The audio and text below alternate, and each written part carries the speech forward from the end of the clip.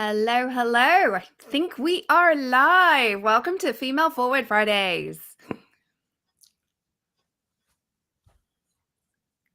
I don't see us live Are we yet. not live yet? No, Okay, I we're don't. not live yet. Maybe if you check it on your phone. There we go. Now we are. We are Yes, live.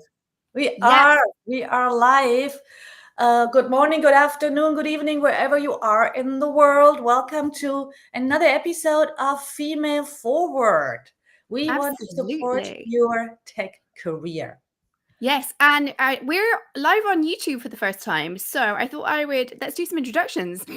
I Yeah. am an executive coach, Tony Collis, and this is my dear friend, Mika Go Big. I'm- Introduce yeah. yourself, Mika. I am an executive communication and leadership development expert, and we bonded really over our passion to support women in tech. And for me, it's also very strongly automotive for women in male dominated industries. They face just they face just very special challenges, and we are Yeah. here to help. We are. And Female Forward is us discussing what we know holds up so many of us in a male dominated field. Obviously, my passion is women in tech. That is where my career started as a techie, and now I support women getting to leadership in tech. But everything we're talking about, if it impacts anybody who's underrepresented in any field, because a lot of the same issues come up, which brings us to today's very pertinent topic. And I think this applies actually to women in any field and to Yes, some men. We're, yes. we're really talking about the double standards. And in particular, Mika, what is it that we're getting at when I say double standards? So we have a couple of issues there. And if you have been a follower for a longer time, you have heard us talk about this issue before with a focus on higher expectations and especially the need proof over promise, always to deliver proof for everything, while maybe the male colleagues get their promotions, their raises over promise, just like the promise they show or someone thinks they show. Today, we are mostly diving into another aspect of the same topic, which is the confidence paradox and also the issue of likability versus authority. Those Yeah. are the main issues we want to talk about today. And we want to hear from you what your problems are in this area or what your burning topics are, what your questions are. Please feel free to put them in the chat, both on LinkedIn and on YouTube. We are happy to either answer them right here or right here and now or afterwards. 100%. We love hearing from you, and we will serve you better if we hear from you as we're going along. Even if you're watching this on replay, though, do drop your questions because we do go back through them afterwards. Sometimes, we'll often reply to you. If you drop us a DM, we'll do that too. But it also informs future discussions because we know that we've been doing this so long. Sometimes we think, oh, they know that already. And because it's where we started our journey of supporting women and being the only woman in the room and all that. And sometimes we need to remind ourselves that not everybody's done this full time for Right. 10, 15 years. So please speak up. But let's dig straight on in because this is quite a meaty topic, Mika.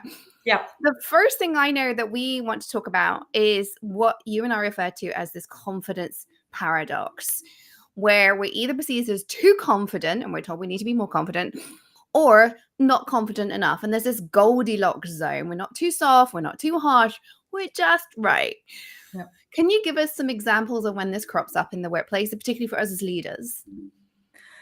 Yeah. So what you hear, especially as a young woman, probably more often is that you're not confident enough. That's for most people, that's the issue.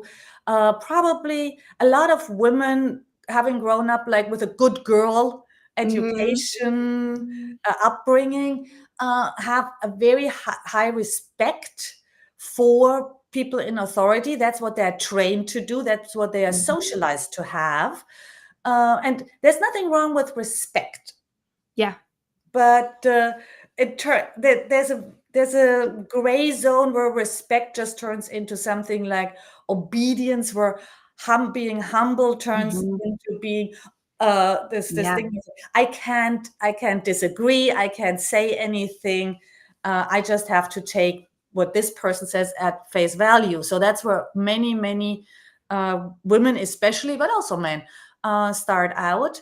And there's a cultural component to that. Mhm. The more indirect communicators, those cultures are automatically perceived in Western cultures or in cultures like America as less confident, or the cultures where you make less eye contact. Those are Mhm. all cultural aspects that come into it. But I think the main thing is the good girl training most of us got about letting your elders speak, respect your Mhm. elders.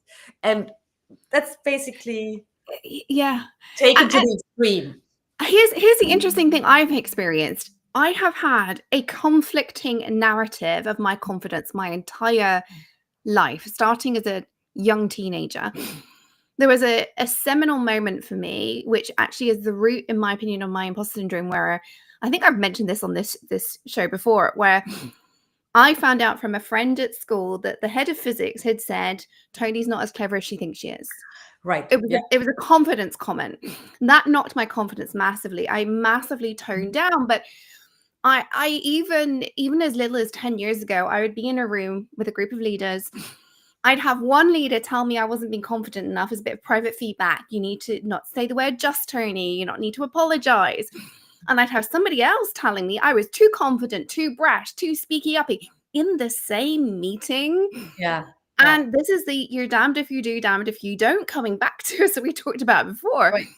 It seems like, wait, hold on, I'm too confident and I'm not confident enough, all in the same sentence. And it Yeah. just doesn't make sense, right? And that tells you that it's not about you. Yeah.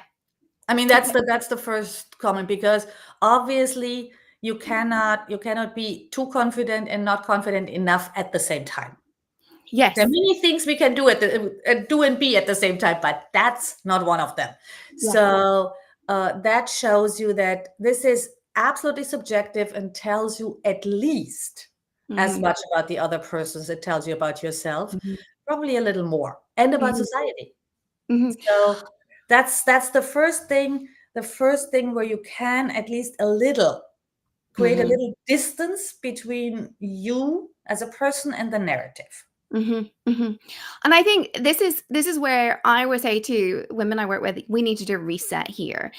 And I would love to hear from people if they've experienced something similar to what I've shared. Because my internal narrative would also be like, I don't know if I'm confident or not. Am I being too, argumentative? I'm a very opinionated person. And I want to share those opinions because I'm like, can you not see the deer in headlights moment that's approaching at full speed ahead? And so I like to share my opinions. And that then goes, am I being too strong? Do I need to be nicer? And that's the nice girl training. But the reset I think we all need to do as leaders comes back to, you need to define your own confidence. Yeah. While we're listening to all this external stimulus of be good, be nice, be kind, and be assertive, and make sure you're heard, you aren't listening to yourself.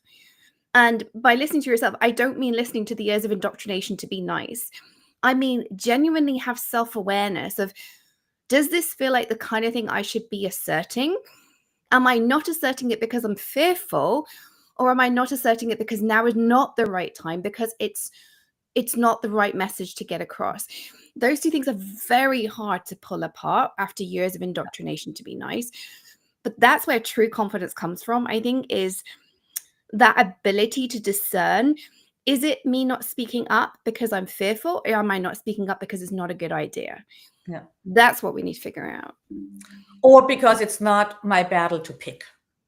And that comes into, it's not a good idea. You got to Yeah. pick your battles, ladies and Yeah. gents, if anybody's listening. You can't, and I say this is again from so much experience, you cannot fight everything. And actually, if you try to, And it if dilutes you're your very impact. young, you should fight everything. Just to be perfectly clear, if you're very young, this is the time to just like fight I don't everything. know. But I don't know. eventually, It depends eventually what you you mean realize by what size what. your energy bucket is. Yeah, well, what do you mean by very young? I think my little niece, who is like, I don't know, she's like 6 now, I think. Well, Yeah, I she mean, should buy everything. Uh, obviously, I would if you're still in school, you definitely need to fight for or against everything that you feel passionate about. Yes. but I think even as young as 22, 23, Yeah, my yeah, first yeah, job, well, actually, no, my first job was a lot later because I did a PhD first. But actually, even during my PhD, I think if I'd figured out earlier how to pick my battles, yeah. Mm. I would have achieved more. That's kind of my point. A great leader, and you're never too young to be a great leader. A That's great true. leader delivers because they pick the battle that is going to make a difference. If you're firing on all cylinders, you're not gonna achieve as much because you're splitting your time. Pick your battles because you get more done is what I would argue, and I wish I'd learned that younger. I learned that very late. I I think it depends. I agree and not at the same time because I think you also this is the time like when you're in your early 20s maybe or Mhm, younger or like maybe until 30 for some people. I mean that's all up to you. That's the time when when you can also try out who could I be if I wanted to start a revolution. true, true, true, yeah. I mean, We need revolution. so um, Mhm, that's something. I mean, again, not everybody wants to speak up about everything, and not everybody is very opinionated and all these things. So yeah, that's a mix. There's a mix, but we've talked a lot about being authentic and strategic mhm, in mhm, the end, even if you veer very much to one side for a while, whatever that is, mhm, in the end, you will have the most successful career if you find the middle ground. And I'm not saying the balance because balance is a tricky one, as we heard in our last episode, but the middle ground. You might veer to one mhm, side too mhm. much at points, but somewhere, not forgetting that you have opinions, not forgetting that you want to be strategic. Yeah. Well, so let's talk about how to deal with the criticism of being too aggressive or too passive. What would I mean, we can take one or the other, but like how would you handle that? How would you say this is what I would do if I was called I was too aggressive? What would you do? Um, so for me, and I've certainly heard all these things before, like being intimidating. It's like, okay, Oh yeah. okay. My brother-in-law, I think he'll never watch this show, so I think I'm safe. But my brother-in-law said I was intimidating, and I was like, really? I'm surely not. I know, I know. What? Okay, so let's take that. That's like this area of aggressive, intimidate, whatever it is. Um, Yeah. Hear it and say, okay, and then think about it, why that person would say that without, I mean, Yeah. don't take it as, okay, this is obviously a truth. This is just an opinion. Mhm. And Mhm. it does not sound like a love-based opinion. It sounds like a fear-based opinion. Right? Yeah. So, I mean, Yeah. like Yeah. just Yeah. to put those things in two big buckets. The love-based opinions can sometimes they tend to be on the positive side, right? So, and this when someone tells either one of us we are intimidating, as we Mhm. obviously are not prize fighters, that is a fear-based comment. It is. I think intimidating is one of those phrases which is very Yeah, emotive to both the giver and the receiver. I always think of intimidating. I always like to slow down and go, okay, they feel that way. That's not personal. Actually, I would say that about any piece of feedback. Try to stop it getting yeah, under your skin inside you. You feeling, oh my gosh, that gulp moment of, oh my God, I'm so upset, or how dare they, whatever your reaction is. And instead go, well, why would they be experiencing that? And as you're right, that kind of feedback is negative emotions. Something like intimidating, I actually kind of feel sorry for them. I didn't when I've had this feedback in the past, I didn't have that ability, but now I'm like, oh gosh, okay, because I know I speak fast, I'm very passionate, but that shouldn't make me intimidating. It means that they're not settled in their own selves. Now, as leaders, it's really important to bring people along with us, and this is the really hard nuance for us as women because we want to be authentic. But also, as leaders, our job is to bring everybody along, even if they're living in the dark ages where sexism was acceptable, right? And it's like, well, how do we bring them along, not losing our authentic selves, while also not perpetuating this female stereotype that they're holding on to? It feels like a really complicated activity. But I do think we want to meet them part way. We want to maybe, so for me, I'm very excitable, very passionate. And I'll just, when somebody says I'm intimidating, I will have a look and think, well, I was quite extravagant in that conversation. Or if I'm not sure, I'll go and get some more data. I'll ask somebody else who was in that room. If it's just one person, then I can't do it. But maybe I'll start picking up, are all these conversations going this way? But I will go and ask somebody else in this room, and not my best friend who will stroke my ego. Yeah, that's the love-based responses. Yeah, so, the person who's going, oh no, there's nothing to worry about. That is not helpful either. You need somebody who can go be like, well, you could have toned this down, and you need to be receptive to that feedback. I don't think we're ever done improving, so there should always be feedback. It's a question of whether or not it's worth acting on, it's worth the cognitive load. Because we can always improve. It doesn't mean it's worth us spending the energy to improve in that area. There might be other things. So go and get some additional feedback. And then if there is, what is it that was intimidating? What is it that was aggressive? And yes, as women, we're told we're more aggressive than men. But here's what I've actually found with my coaching now. Whenever I have a woman who's told she's aggressive, and again, myself included, what I actually think is going on here is not the classic of we're behaving more like men in its own right, and men can get away with it. It is more to do with we are kind of trying to over-assert ourselves because we're so used to not. There's almost this fight or flight. I've got to get this out. And what I found really works, and this works for men too, and it's so powerful, is just a calm, measured, but very firm response. And I think a lot of the time everybody is told they're aggressive, just men get away with it more because we're nervous, and that nervousness comes across as aggressive, and actually internally we're in turmoil. And so if instead we can present calm and firm, aggressive does not equal not firm. and just that peace and calm, but this is how it is. That's true assertiveness. Aggressive is more anxiety driven, if that makes sense. Totally. And I think that's the same or very similar for pushy, bossy, all those words. Those are words men never get. Pushy and bossy, those are specifically words used not for, against women. And I want to second what you said, because I am certainly an assertive person and an extrovert. So the difference is if I get that response and there is something to it, it's in one of those moments where I feel less confident or less grounded in my energy, right? So being high energy is not, or being loud is not what makes people say that in a business setting. What makes it's because my energy shifts when I'm not my usual confident self, but think I need to push as much anyway.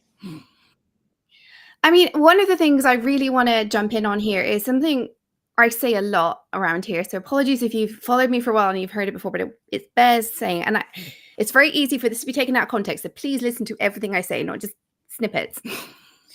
It is very easy for us as women to get very angry, rightfully so, at the double standards of when we behave like men get away with being aggressive, and women we're told we're aggressive. That doesn't make our behavior acceptable. And I think a lot of the time there's rightfully a lot of anger about these double standards out there. Rightfully, very true. Men will get away with it, but they're getting away with it. And this is my point. It actually isn't serving them either. They just don't get labeled bitchy or bossy or anything. But when men change their behavior the same way I coach women to change their behavior, they get further ahead too. It's just men get away with it for longer. And we've got some very prominent examples in the world right now of men being really unacceptable and getting away with it, where women would never get away with it. but that doesn't mean it's right. And we have so many case in points right now. So stop using the "but it's not fair" as an excuse to not work on yourself. Work on yourself and just be better than the men around you. You will go further faster. And hopefully, we will show the world that there's a better way to be leaders and to run businesses and to change the world by just being better than the men who get away with it. Yeah, I love that. And before we switch to the second part of today's topic, I wanted to check. Adela commented that she recognized all these patterns and she really likes the point of not jumping into the feedback right away. So first, taking a critical distance and really think about it critically. To keep the emotions and the anxiety at bay. Yes, for someone who's relatively high energy, high anxiety, that is critical. Just having that distance first, and then that doesn't mean that all of it is BS. But that is actually going back to your point of saying, just because it's unfair doesn't mean that you can't improve anyway. So yeah. the other part we wanted to talk about today was the likability versus authority. And I wanted to include that because I recently started a book that then the library wanted back, so I haven't finished it yet. Likeable Badass. It's been around for a while, and so the hypothesis in this book I found very intriguing. And I will write a post when I'm done with it. The library will get it back to me. So the hypothesis was that women, when they try to be more assertive, focus directly on getting a promotion, getting a raise, getting a title.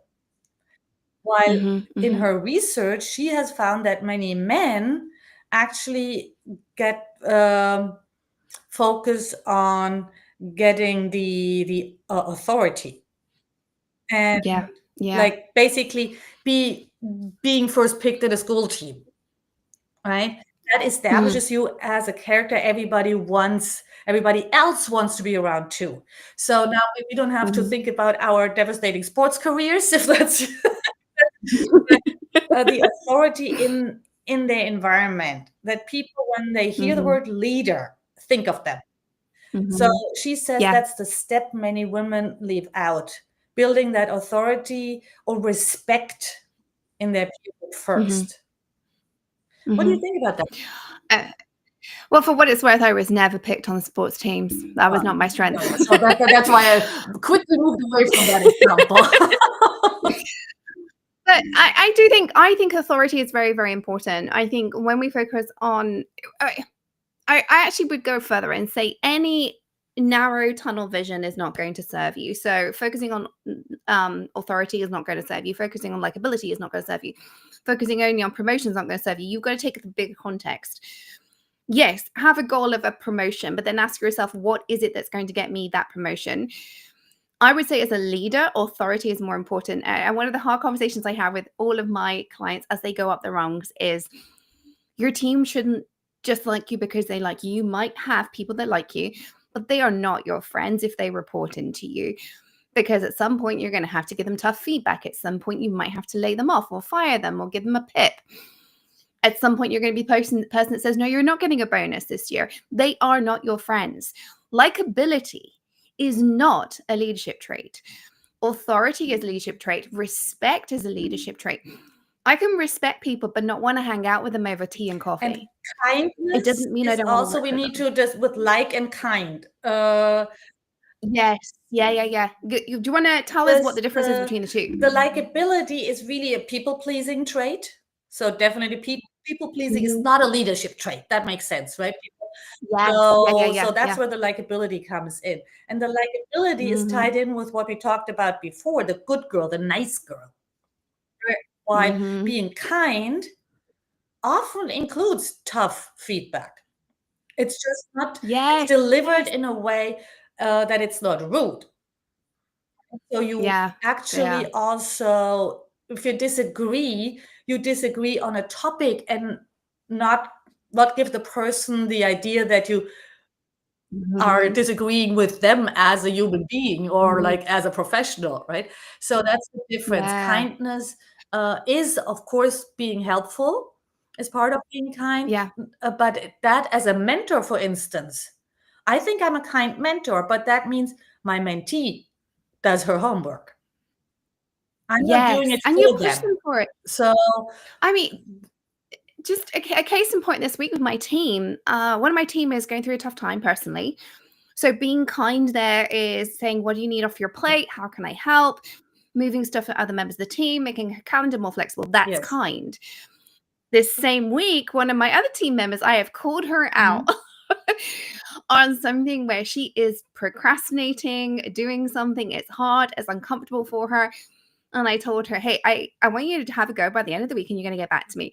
She had to go yesterday. She's got back to me. She was like, "Thank you for pushing me out of my Yeah, comfort zone."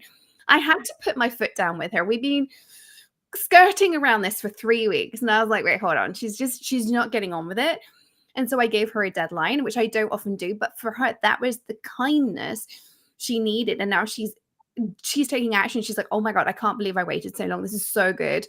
Thank you." I was firm. I put my foot down and kind. And that is all kindness, but also authority. She listened to yeah, me. She knew that when I say you're going to get this done by the end of the week, unless she has a really good excuse, like, the other of lady course, that's of working with course. me has to have stuff taken off her right now. That's a great, she's got a very good personal reason. Like, unless it's something like that, she knows because of the authority that we have, that I have as CEO, that she has to get this Yes, done. I'm not going to take no for an answer. And that pushed her through her discomfort. And that to me is kind and authoritative, yes. but not people pleasing. Old me, the people pleasing me, would have just been like, "Oh, she'll get to it when she gets to it." And I just nudge her. And it would almost have been a bit passive aggressive nudging, actually, because I'd have got more and more That's the thing. frustrated. That's the thing. I mean, it Yeah. doesn't mean that you immediately have to go in and the first thing you say about it is, "I need it by end of the week." Mhm. Of Yeah, yeah, course, the yeah, first yeah. step was probably you saying, "Hey, how's it going?" Oh, yeah, oh yeah. So it's Mhm. not that the very first thing you say about it is hard deadline. Mhm. So I mean, having ADHD, I love a hard deadline. So Yeah, many great. people do, but yeah, I think that is it. If Mhm. you like to cook, if you like to make soup for your sick person, there you can do that, but that's not what it's about. You can do it, Yes. but this is an extra just because maybe you like doing it. I mean, I want to say I grew up in a small business where my grandmother and mother had like around 50 employees, um, Mhm. hospitality industry, and they were all treated like family. My grandmother Mhm. especially got involved in everything. Uh, Mhm. Mm. in many good ways, right? In many good ways, like when there was domestic violence, my grandmother was right there and just like, yeah, talking to the husband, talking to the husband's boss, like very, very little privacy. It was a small town. But it gave me the That sounds horrendous, feeling, it actually. gave me a very wrong idea initially. Not that there was anything Mhm. wrong for their business and how they approached it, my mom and my grandmother. But Mhm. I thought, okay, Mhm. the moment you have employees or the moment you manage people, they are part of like Mhm. your extended family and you have to take care of them. That Yes, right? We're difference. told That's a this. difference. That's again, it's Yeah. too much. There's there's two components to this which I think are really interesting in terms of this the figure we have as women often in leadership, which is a piece of advice that was given to me, which is don't mother Mhm. them, which is where you're coming at, but also they're not family. And this I really struggle with because I know where the desire for my team, my company, where I want us to be a family, but my family are here when everything goes Right. tits up, Right. right? I expect my family to forgive me. I don't expect my employees to forgive me. Sure. After all, if I have to lay them off, why should they No, I forgive mean they me? can they if they I mean I hope for that if that happened and generally Yeah, I hope that people don't ruin their own lives with yes, hating this. exactly, right? But But at the at the same same time, if they time, feel like they want to hold on to that resentment yeah, and rage and hate forever, mhm, that That's their thing. It's for them, isn't it? And this idea that we can have if a business is family, I think is toxic. Really, really toxic. I adore my team. I have the world's best team. I really do, but I do not expect them to think that this is a Yeah. family. We all have our own families. We work hard. I push them hard. I can't push my husband out of his comfort zone. That's the way to it. Haven't That's the we way all to feel tried that married. one and, and failed? Yeah. For my Yeah. team, it's my job. So it is a very different relationship, and we need to let go of mothering them. We need to let go of having them as family. We are professionals. We go and we give them feedback. We go and we receive feedback. We stop worrying about being liked, and instead we go in with trust, compassion, and a growth Yes. mindset. I think that is That key. is definitely, I could not agree more. Trust is really key. And then on the other side, also like the authority, influence without authority or with, doesn't matter. Mhm, But that mhm, definitely means that mhm, you will have to, uh, in mhm, for your own benefit, throw mhm. a lot of the good girl Yeah. socialization overboard. Get rid of the good girl. Get rid of the good girl. I do want to. I know we're over time already. I feel like we could talk all day about this one, but I know we've got some coaching questions that we'd like to share. So for people to do some self-reflection. And the first one I want people to think about, if they've been told they're too aggressive, when did this come up? What caused it? What were the circumstances of being around too aggressive, too assertive? Like what was the too much of it? Right. Yeah. The flip side is if you're being told you're not speaking up enough. I get so many women come to me told they're not speaking up, it's affecting their executive presence. There's the word too much or too little. It's too TOO. Reflect on that. What was the situation? Does it come up repeatedly? Are you getting conflicts? Spend some time thinking it through to fully understand. Until you fully understand the situation, you can't fix it. While you sit in that, I'm pissed off because I've been told I'm too assertive, too aggressive, too cold, too quiet in the same meeting. While you sit in that land of being annoyed, you aren't going to disentangle this and know how to move forward. If you're getting feedback, you need to do something with it. Yeah. And just to add on this, when someone says too much, you are too much this or too little that, what's the benchmark? Yes, yes. That's a What's the good question. benchmark? Mhm, Like the benchmark this person comes from, the benchmark in this meeting. I mean, now we have everything documented, right? So mhm, mhm, you can actually see the mhm, difference. Like if someone says you are too assertive, and you watch the mhm, video, or like you go over the notes of the meeting and see your points mhm, and see someone mhm. else's point. You can actually have the data of percentage of your speaking time, whatever, all these things. Yep, yeah, yeah. So there is some hard data there that you can refer to just to get yourself out of the funk that you are at Yeah, home. yeah.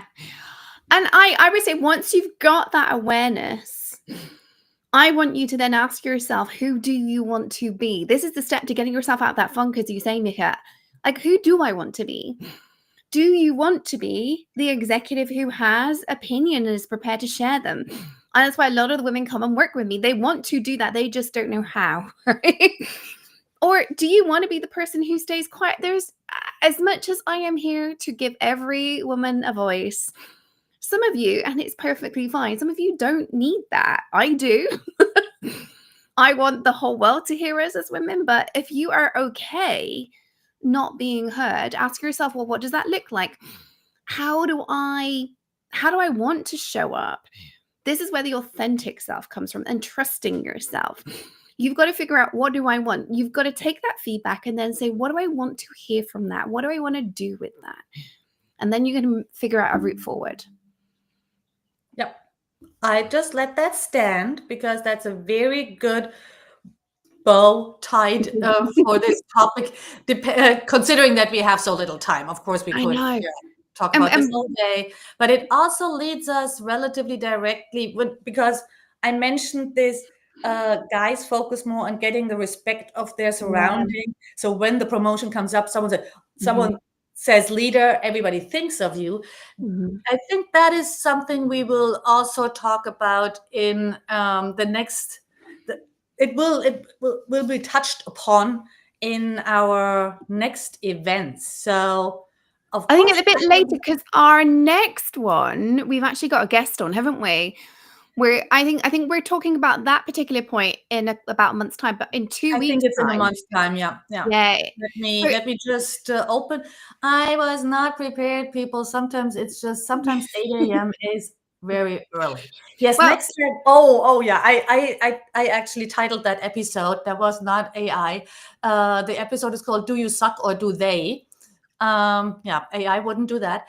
But what this is about is what to do when being labeled an underperformer. yeah. So this is our next topic. We have an amazing guest, Mhm. and it's a very timely conversation because we've heard a lot about layoffs being underperformers Mhm. recently in Yeah. tech, and but it's also relevant to everybody who Mhm. might struggle at Mhm. work at a certain time. It's really relevant to everybody. How do you Yeah. go forward with that? And I'm Mhm. very, very excited to learn from someone who really has a lot of experience and practical tips Yes. for you. We really do have an extraordinary guest. She's an HR head of HR, years and years of experience of dealing with being the HR leader who's brought in when there's an underperformer, both when that's legit, when it's not legit. How does the person recover from it? Is there a recovery plan? We're going to dig into all of that with this guest. Her name is And this Jen is on Paxton. March 14th. Yeah. Yeah. Same time, 8 a.m. Pacific, 11 Eastern, 4 p.m. Yeah. 4 4 p.m. p.m. UK, UK, 5 p.m. Central 5 European p.m. time. Central Europe. Yes. So Hmm. we hope to see you there again Hmm. and have a wonderful, wonderful weekend, everybody. All right. Bye Take bye. care. Bye.